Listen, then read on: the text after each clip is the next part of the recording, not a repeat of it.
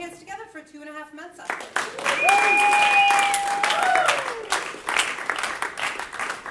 Hello, everyone. Hello. Hi. Good evening, Providence. How are you guys? Good evening. Thank you so much. Another round of applause for Alyssa. So, as Alyssa has previously stated, the three of us combined are 2.5 Mensa. We're performers here at the Providence Improv Guild, but in our spare time, we're also Brilliant. I was trying to be modest, but yes, we're also incredibly brilliant. Pretty exciting stuff. So every so often, the three of us like to take the opportunity to come up on stage and we answer some questions from you, the audience, because you have questions, we have answers. We have all the answers. We literally have All of them. the answers. Yeah. So, Like Alyssa said, this is the serious part of the show. Don't plan on laughing at all, Don't. right, because that's not what this part of the show is Yeah, about. this is about learning. Yeah. Yeah. cool. Why So, don't we just go ahead and let's just jump right in. Yeah. Cool. I'm excited. We've got a question Okay, right I'll here. hold it. Let's see what we've got. How long would it take to walk from here to Pomona? Common question. We Right. get this one often Yeah, I think I know that. up here.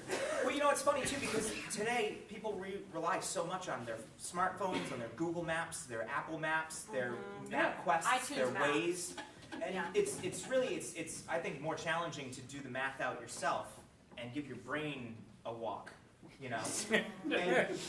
and as of now, I don't want to be, you know, too about the question, but which Pomona? Because there's several Pomonas. There's Pomona, Indiana.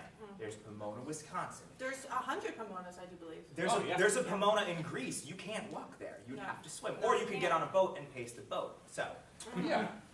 we want to just pick one just to kind of show off. Sure. Pomona, Massachusetts. All right, Pomona, That Massachusetts. is my favorite Pomona. Yeah. Is it? Yeah. Yeah. Have Yeah. you been to the book museum at Pomona? Oh, Oh, of have course I? I've been to the Pomona I had Book my Museum. 16th birthday party there. Oh, jealous. Yeah. Wow. It was really good. Yeah. All right, so we're gonna walk to Pomona, Massachusetts. Yeah. Yeah. All right. Well, Carry the 7.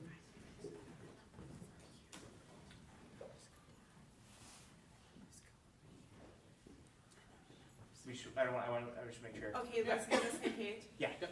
Ready? Ready? Ready? 27 hours. You got the same answers we did. Yeah. Oh. Yeah. Nice. That was good. All right, Yeah, let's that's a get good on to the one. next one. So take that information, Pomona Walker, Pomona Walker. and adjust your schedule accordingly. Also, be sure to hydrate and stretch. Yes. 27 hours, fun fact, just a little over a day. Something to think about. All right. This is interesting. What is so right about a right angle?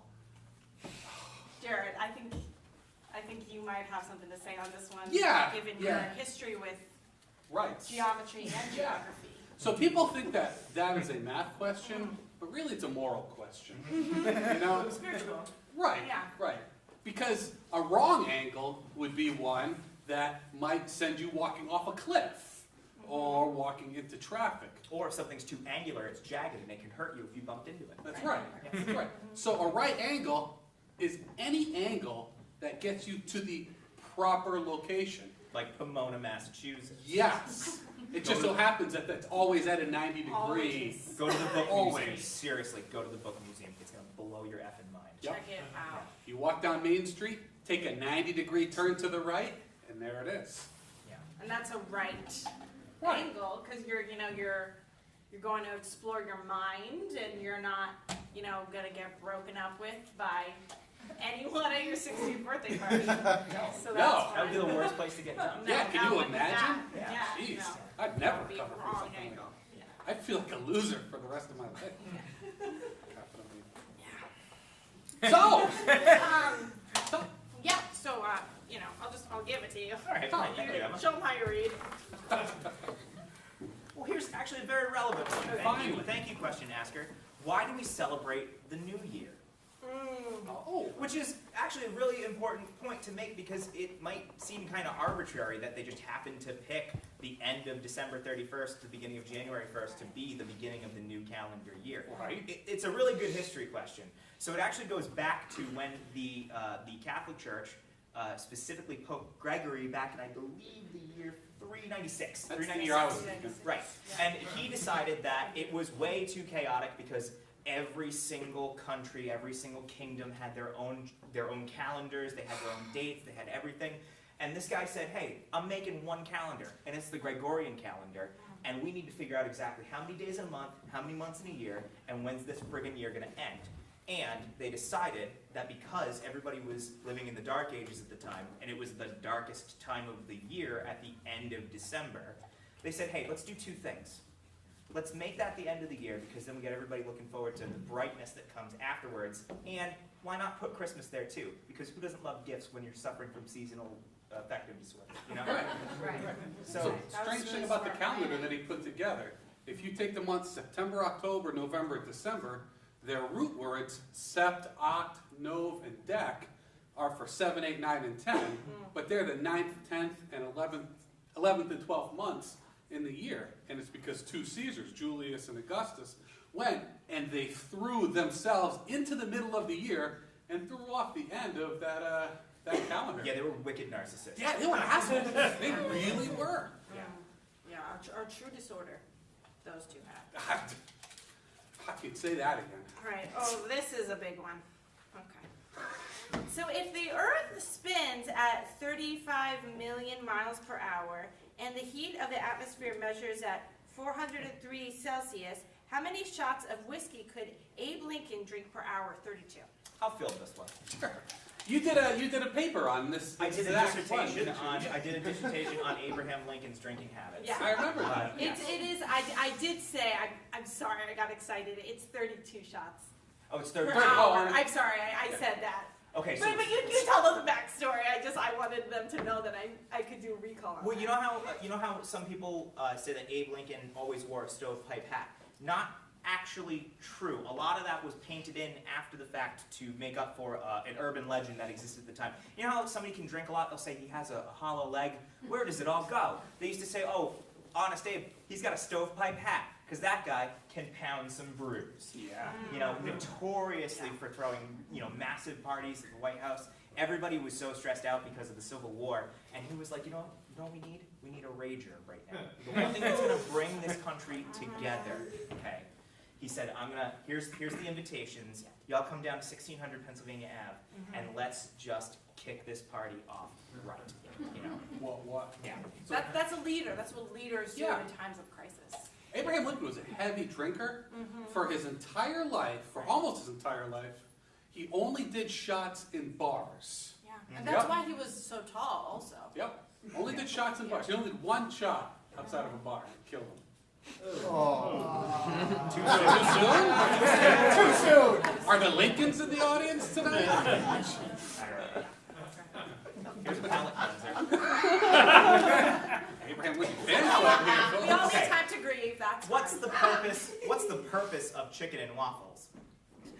All right. Now, other than the fact that they're delicious. If I may, just because I'm a woman. Let's say it. Okay. I'm a woman. I'm a woman. And so I feel like I would answer this question. The purpose of chicken and waffles is to align, the menstruation with the cycle of I understand that. Yeah. If you could elaborate Yeah, okay. for the. So it's just like I don't. This is a show, and even though this isn't a comedy show, I don't want to bore you guys with the molecular details. Well, they came here to learn. And They came here to learn. You should jump right into the floor. so there's basically 5 to 7 molecular details that are in the waffles and in the chicken. And when the chicken gets dunked into, I believe they call it oil. Here in America, that's what they The oil call it. molecule. The oil molecule. The chicken gets dumped into the oil molecule, and then that adds more molecules, and then together that's 5, 6, 7, 8, 12, up to about 12 molecules. And then in the digestion process, especially if you chew a lot, it really kind of grinds it up. And then there's kind of like a swirling sensation that happens down here, and there's usually a swirling sensation that happens in the moon. And then So they just naturally swirl. Yeah, they swirl. yeah, they Just like the maple syrup.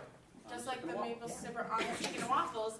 And yeah, basically, this is just a long way of saying it's a particular formula to line up your menstruation with the cycle of the moon. That's why I love chicken and waffles. Yeah. You know, I think We got time for one more? one more Time question. for I one think. more We have time question. for one more question. Let's dig through, pull out the question. Do llamas enjoy drugs or booze? Yes. Well, that's our show. That's our show.